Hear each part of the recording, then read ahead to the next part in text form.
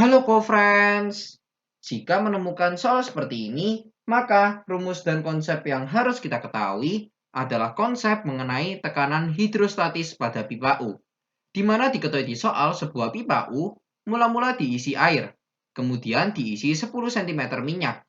Ternyata selisih tinggi air dan minyak adalah 2,5 cm. Hitunglah massa jenis dari minyak. Maka kira-kira permodelan soalnya adalah seperti ini, di mana HM di sini adalah ketinggian dari minyak, yaitu di sini di soal diketahui bernilai sama dengan 10 cm. Kemudian diketahui ternyata selisih tinggi air dan minyak adalah 2,5 cm. Kita lihat ya selisihnya, yaitu adalah delta X.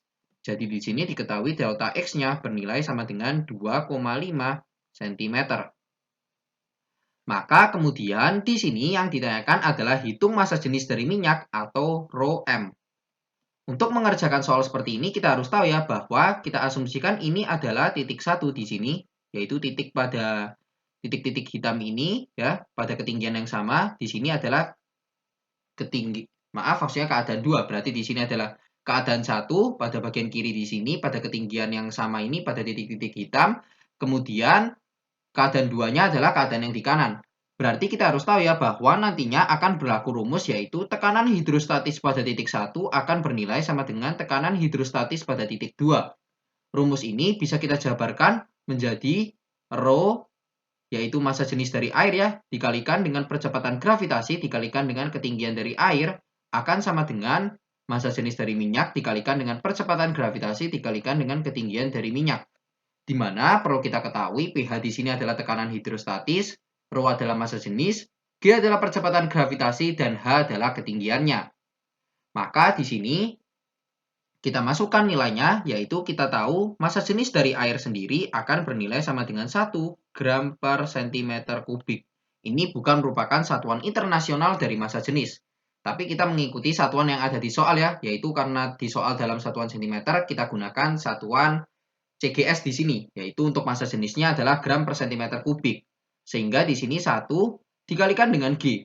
Untuk G ini adalah percepatan gravitasi, kita gunakan percepatan gravitasi dari bumi, yaitu 10 meter per second kuadrat. Maka karena G ini selalu tetap ya di sini, maka G-nya bisa kita sederhanakan pada kondisi ini.